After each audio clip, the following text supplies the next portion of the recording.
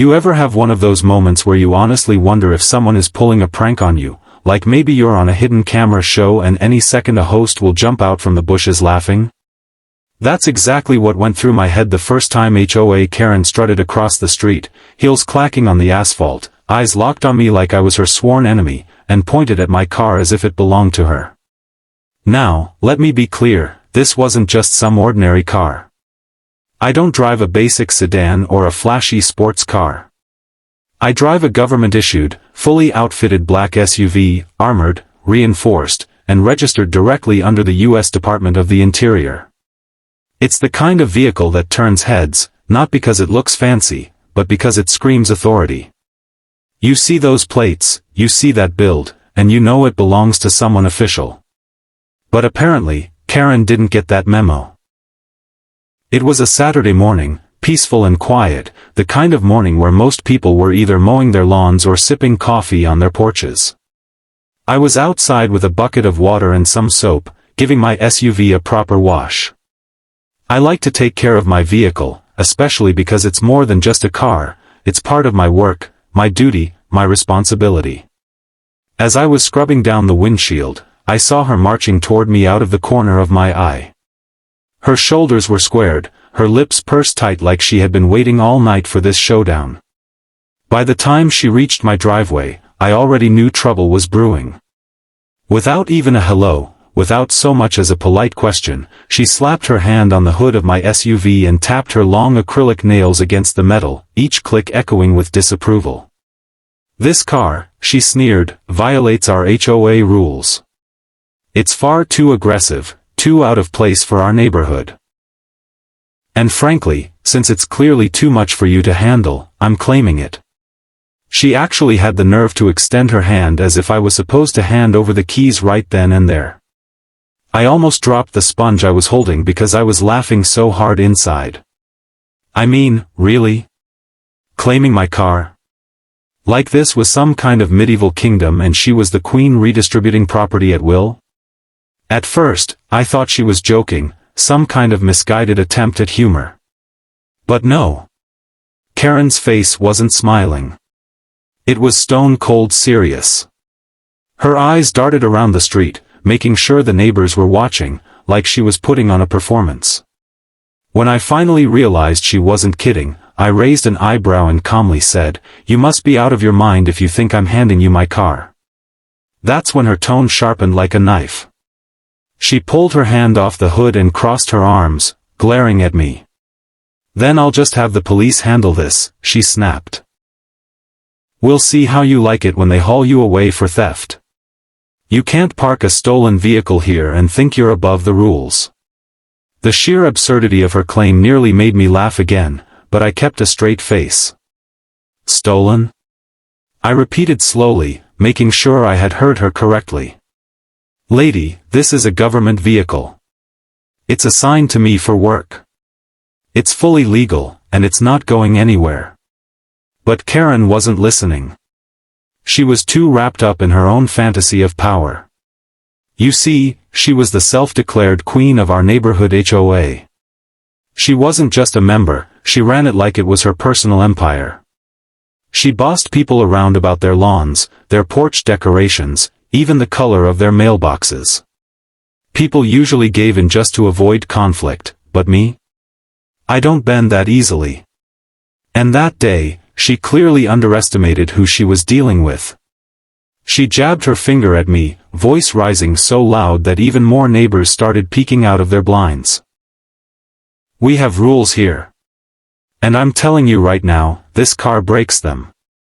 You either hand over the keys, or the authorities will do it for you." I looked her straight in the eye, calm and steady, and said, "Karen, you're making a very big mistake. You don't have the authority to take my car, and calling the police won't end the way you think it will." Her lips curled into a smug smile. "Oh, we'll see about that," she said, already pulling out her phone. She spun on her heel, walking a few paces away before dialing 911 on speakerphone, loud enough so the whole cul-de-sac could hear every word. As she launched into her dramatic tale, I leaned against the SUV and just shook my head. "Yes, hello, police," she began, her voice dripping with exaggerated distress. "I need immediate assistance. There's a man here parading around in a stolen government car." "Yes, stolen. He refuses to hand it over, and he's threatening me." Now, I hadn't said a single threatening word to her, but exaggeration was her favorite weapon. She loved to twist stories, make herself the victim, and rally attention. Neighbors started stepping out onto their porches, drawn by the commotion. Some were shaking their heads, clearly used to her antics, while others looked genuinely confused, whispering to each other about what was going on. Meanwhile, I stayed calm. Because what Karen didn't realize, what she couldn't possibly know, was that not only was this car untouchable, but so was I. You see, I wasn't just some average homeowner. I was the chief of the U.S. Department of the Interior's Enforcement Division. My job involved coordinating with federal officers, protecting national resources, and upholding the law at the highest level. I wasn't just some guy with a car. I was someone who outranked half the local officials she thought she could manipulate. The funny part was, I didn't even have to lift a finger. By calling the police on me, she was digging her own grave. Because once those officers showed up, the truth would slam into her harder than any HOA rulebook ever could. As she continued her fake sob story on the phone, I crossed my arms and watched. She had no idea she was about to learn one of the biggest lessons of her life. You don't try to bully a federal official out of his own car, not in this lifetime. And in that moment, I knew this peaceful Saturday morning was about to turn into a neighborhood spectacle none of us would ever forget. Karen wasted no time after hanging up the phone, pacing in my driveway like she was preparing for a courtroom battle. Her arms waved dramatically as she rehearsed her lines under her breath, occasionally shooting me a triumphant look as if she had already won. Neighbors continued to gather, some holding mugs of coffee, others with their phones out recording. This wasn't the first time Karen caused a scene, but something about this one felt different, bigger, louder, more ridiculous. She wanted an audience, and she was getting one. 10 minutes later, the distant sound of sirens echoed through the neighborhood. Karen's face lit up like a child waiting for candy. Finally, she muttered, straightening her blouse and marching to the curb to greet her supposed rescuers. 2 patrol cars rolled into the cul-de-sac, lights flashing but no sirens blaring. The officers stepped out, one tall and broad with a serious face, the other younger and cautious, his hand hovering near his belt. They looked around, quickly assessing the scene, their eyes landing on the black SUV, then on Karen, who was already waving them down as though directing traffic. "Officers! Over here," she shrieked, clutching her chest like she was in some low-budget soap opera. "Thank goodness you came. This man is parading around in a stolen government vehicle and refuses to hand it over. I demand you arrest him immediately." She pointed at me with all the confidence in the world, like she expected them to slap cuffs on me without question. The taller officer raised an eyebrow and looked at me, then at the SUV, taking note of the government plates. He exchanged a quick glance with his partner. "Ma'am, that's a government-issued plate," he said carefully. "Are you sure you want to make this accusation?" But Karen doubled down. "Yes. Absolutely. I'm the HOA president, I know what's allowed here, and that car isn't. He's a fraud. A thief. Do your job and take him in." The younger officer's brow furrowed. "Ma'am, being the HOA president doesn't make you law enforcement," he said dryly, clearly trying not to laugh. But Karen was undeterred. She turned back to the crowd of neighbors, throwing her arms in the air. "See? I told you all. He's been hiding behind this fake identity, pretending to be someone important. But I've caught him, red-handed. Justice will finally be served today." The crowd murmured, some shaking their heads, others whispering into their phones as they continued recording. A few neighbors who had dealt with her before rolled their eyes. They knew this routine, but they also sensed this time she might have bitten off more than she could chew. That's when I decided enough was enough. Calmly, I reached into my pocket and pulled out my leather badge holder. I flipped it open, revealing my federal ID and credentials, the kind that make seasoned law enforcement officers straighten their posture instantly. The taller officer took one look, nodded respectfully, and said, "Understood, Chief." The younger one's hand immediately dropped from his belt as he gave me a respectful nod too. Karen froze mid-rant, her jaw hanging open. What is that supposed to mean? She stammered, her voice suddenly quieter but still dripping with disbelief. I smiled calmly, enjoying the shift in power. It means, Karen, you just tried to file a false police report against a federal official. Congratulations. That's not just a bad idea, it's a crime. The color drained from her face, but she quickly tried to recover, turning to the officers in desperation. No, this isn't fair. He's bluffing. That can't be real. Look at him. He doesn't look like some government agent. He's just some guy with a shiny car who thinks he's above the rules. But the officers weren't buying it. The taller one spoke firmly, his patience already running thin. Ma'am, this ID is legitimate. You've made a very serious accusation with no evidence. Filing a false report wastes our time and resources, and it's punishable by law. Do you understand that? Karen sputtered, waving her hands wildly. I didn't know. How was I supposed to know? He never told us who he was. If I had known, I wouldn't have called. I chuckled under my breath and shook my head. Karen, you didn't ask. You never ask. You assume. You strut around here barking orders at people like your HOA title makes you judge, jury, and executioner. But let me make this clear, you don't outrank federal law, and you sure as hell don't outrank me. The neighbors erupted in whispers, some openly grinning, others covering their mouths to hide their laughter. One guy muttered loudly enough for everyone to hear, about time someone finally put her in her place. Another woman whispered to her friend, she's always picking fights, but this? She really messed up. Karen's eyes darted around, realizing the audience she craved was now watching her humiliation instead. She tried to rally, her voice wobbling as she pleaded with the officers. Please, you don't understand. I was only protecting the community. This car, it ruins the aesthetic of our neighborhood. It intimidates people. It doesn't belong here. I was just enforcing the standards. The younger officer actually laughed, shaking his head. You called us out here to say a car doesn't match the neighborhood aesthetic? That's not a police matter, ma'am. That's you abusing 911. Her face went red as a tomato, and she stomped her foot like a child throwing a tantrum. I am not abusing anything.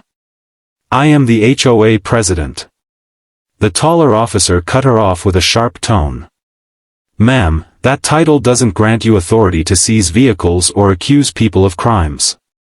You're dangerously close to being arrested yourself. Now step back. The command was firm, and for once, Karen hesitated. She opened her mouth, closed it, then backed up a few steps, her arms crossed tightly over her chest. The crowd was buzzing now, recording every second of her downfall. For years she had pushed people around with threats of fines and rule violations, but this was the first time she had been called out publicly by people she couldn't control. And the best part? She had brought it on herself. The officers turned back to me, apologetic. Sorry for the inconvenience, Chief. We'll document the incident, but you're good to go. I nodded and tucked my badge away. No worries, officers. I appreciate you handling it. Karen stood there seething, glaring at me like I was the villain in her story. But it was too late. The narrative had already shifted. Everyone could see the truth now. The so-called queen of the HOA had no power outside her little bubble, and when she tried to swing it at the wrong person, she fell flat on her face. The taller officer didn't waste time reminding Karen how serious her actions were. His tone grew sharper, each word cutting through the air like a knife. Ma'am, let me be absolutely clear. You accused a federal officer of vehicle theft. You filed a false police report in front of witnesses. That's not just a mistake, that's a crime punishable under state and federal law. Do you understand the gravity of what you've done? Karen's eyes widened as she looked back and forth between him and me, her bravado collapsing under the weight of his words. Her mouth opened but no sound came out at first. Finally, she blurted, but I didn't know. How was I supposed to know he was some big government agent? He doesn't look like it. He's just, she stammered, fumbling for words and pointing at me as if that would help her case. I crossed my arms, standing tall and calm, letting her unravel. That's the problem, Karen. You don't bother to know. You assume. You think your HOA title gives you power to bully people, to control them, to strip them of their rights. But let me tell you something, you don't outrank federal law, and you sure don't outrank me. The crowd of neighbors murmured in agreement. Some nodded, some laughed quietly, but all eyes were on her. For years, Karen had strutted around this community like a dictator, slapping fines on people for having the wrong shade of curtains or leaving their trash can out an hour too long. But now the tables had turned. The officer beside her leaned in slightly, lowering his voice but making sure the crowd could still hear. We could take you in right now for filing a false report.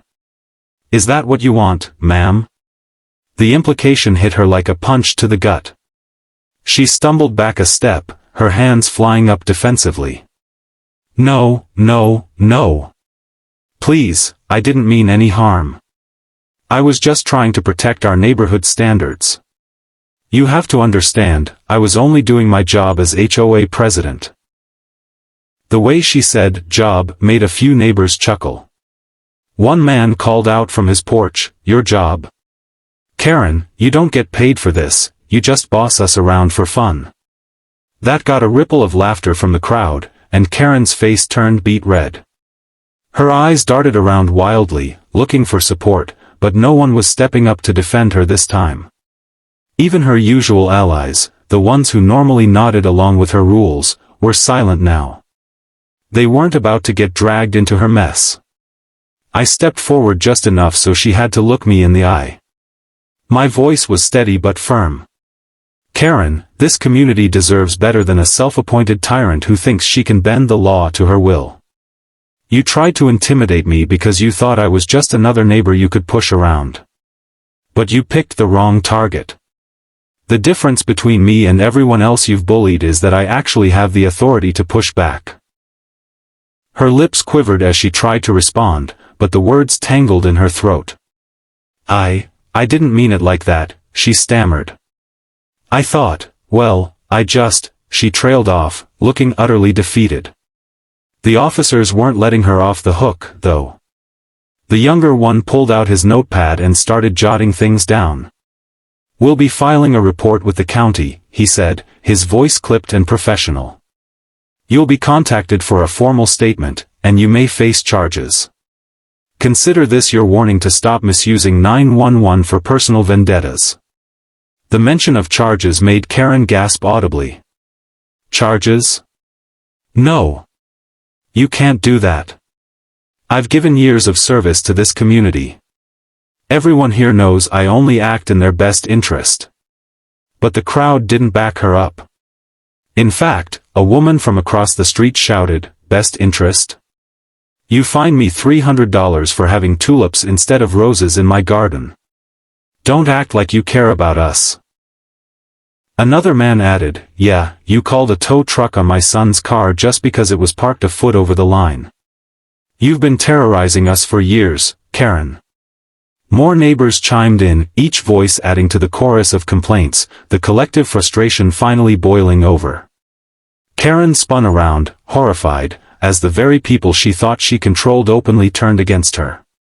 Her authority, her power, her little empire built on fear and intimidation, it was all crumbling before her eyes.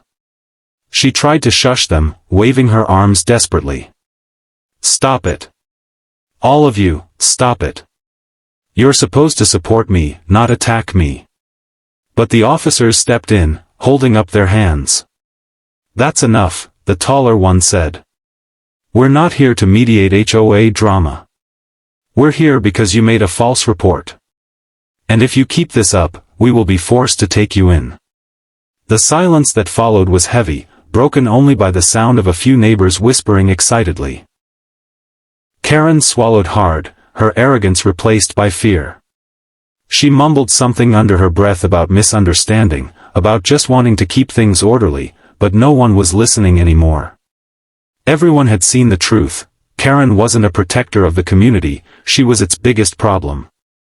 I glanced at the officers and gave them a nod. Thank you for handling this, I said calmly. I think the neighborhood just learned a valuable lesson today. The taller officer gave me a respectful nod back. Chief, we'll file our report and make sure this incident is documented. If she tries anything again, she won't get off with just a warning. Karen's head snapped up at that, her eyes widening again. What do you mean again? I won't. I promise I won't. This was all a big mistake. But her pleas fell flat. The damage was done. The neighbors had seen her exposed, the officers had put her in her place, and I had made it clear that her reign of terror was over. I turned back to her one last time and said, you should remember this moment, Karen. Next time you feel like abusing your so-called power, think twice. Because you never know who you're really dealing with. She flinched like the words had struck her physically, her face twisting with humiliation. And for the first time since I'd moved into that neighborhood, Karen had nothing to say. She stood there in silence, shrinking under the weight of her own mistakes, while the community she once ruled looked on with a mixture of satisfaction and relief. The officers eventually wrapped up their notes, clipped the report into their folder, and walked back toward their patrol cars. The taller one turned to me before leaving and said in a low, respectful tone, Chief, this isn't the first complaint we've had about her antics. But this right here, her trying to pull this stunt on you, well, that makes things easier. With your statement and all these witnesses, the county will have no problem reviewing her conduct formally. It might finally be the end of her pulling power trips. I gave a small nod, appreciating the professionalism. Good, I said. Because this neighborhood doesn't need a tyrant pretending to be the law. People here deserve to live in peace, not under constant threats from someone with no authority. The younger officer chimed in with a half-smile. Honestly, sir, you wouldn't believe how many times we've been called out here for nonsense. Lawn height disputes, mailbox paint, parking an inch over the curb. Every time it's her. But this time, she really crossed the line. I let out a small laugh, shaking my head. Well, maybe now she'll finally realize actions have consequences. The officers tipped their hats and climbed into their patrol cars. The flashing lights disappeared down the street, and as the hum of their engines faded, the neighborhood grew oddly quiet. Everyone's attention shifted back to Karen, who was standing stiffly near her front walk, her face pale and her fists clenched. She looked like a general whose army had deserted her in the middle of battle. For years, she had thrived on the fear of her neighbors, but now that fear had evaporated in a single afternoon. And what was left? Just a woman exposed for who she really was. Then something unexpected happened. The neighbors, emboldened by what they'd just witnessed, began clapping. It started with one man from across the street, then another woman down the block, and soon there was a small round of applause echoing through the cul-de-sac. A few even cheered quietly, not loudly enough to be confrontational, but enough to make their support known. Karen's face turned crimson. She spun around and stormed back to her house, slamming her door so hard it rattled her porch windows. The sound was almost comical, like punctuation at the end of her downfall. A neighbor named Greg, a retired Navy vet who had lived there for decades, walked up my driveway and shook his head. I've been waiting a long time to see that woman get knocked down a peg, he said with a grin. Didn't think it would take a federal officer to finally do it. I chuckled. Sometimes the law has a funny way of showing up at just the right time. Another woman, Linda, who had lived 2 doors down, approached next. She's been bullying people for years. Last year she fined me $500 because my Halloween decorations were too scary for children. $500. Can you believe that? You don't know how good it feels to finally see her get what she deserves. More neighbors joined in, each one sharing a story, each one relieved that the spell Karen had cast over the community had finally been broken. It was like a wave of pent-up frustration washing away all at once. People who had been quiet before were suddenly laughing, smiling, relieved. They had all endured her control in silence, but now they saw they weren't alone. And more importantly, they saw that Karen's so-called authority had no real power when challenged. As the sun dipped lower in the sky, the crowd slowly dispersed, neighbors heading back to their homes with lighter steps than they'd had in years. But I could still see Karen's blinds twitching, her shadow lurking behind the glass. She was watching me, seething, probably planning a dozen petty retaliations in her mind. But the difference now was that she knew she couldn't win. Not against me. Not against the law. That night, as I sat on my porch with a cup of coffee, I replayed the whole scene in my head. The arrogance in her voice when she demanded my car, the smug smile when she thought the police would back her up, the look of shock when she realized who I really was, it all played out like a movie. And the ending, with her slinking away humiliated, was the kind of poetic justice you don't often get in real life. Over the next few weeks, the neighborhood felt different.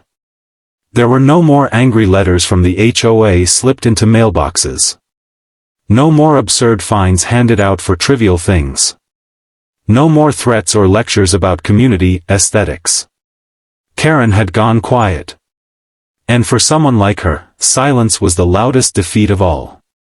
Of course, she still peeked out her windows whenever I drove by in my SUV. I'd see the blinds shift, a flash of her silhouette, the unmistakable bitterness in her eyes. I didn't acknowledge it, I didn't need to. Just the sight of that black SUV in my driveway was enough to remind her of the day she lost. A month later, I got a call from the county. They told me that after reviewing the incident, the HOA board had voted to strip Karen of her president title. Too many complaints, too much abuse of power, and now this latest stunt with the false police report had sealed her fate. The county decided it was best she no longer be allowed to represent the neighborhood in any capacity. When I hung up the phone, I couldn't help but smile. Justice had a way of coming full circle. The next morning, I walked out to get the mail and saw Karen standing by her trash cans, scowling at me. She didn't say a word, but her glare said it all. The mighty queen had been dethroned, and now she was just another neighbor. I gave her a polite nod, a silent reminder that respect is earned, not demanded. She turned and hurried back into her house without another glance. The neighborhood thrived after that. People started decorating their homes without fear of fines. Families parked their cars without worrying about tape measures on the curb. Kids played outside without Karen yelling about noise levels. For the first time in a long time, it felt like a community, not a prison under one person's control. And every time someone thanked me, I told them the same thing: I didn't do anything special. All I did was stand up to her. The real power comes from not letting people like her control you. And that's the truth. Karen thought she was unstoppable, that she could twist the rules to her will, that she could bully anyone into submission. But when she went after the wrong man, she learned a lesson she'll never forget. She learned that some cars can't be claimed, some people can't be pushed, and some titles, like HOA president, mean nothing when stacked against the law. And me? I still park that SUV right in my driveway. I wash it on weekends, polish it until it gleams in the sun, and let it sit there as a symbol. Not just a government vehicle, but a reminder that no one, not even the loudest, bossiest HOA Karen, can take away what's rightfully mine. And every time I catch her peeking from behind her blinds, I can't help but smile, because I know she'll never forget the day she called the cops on the wrong man.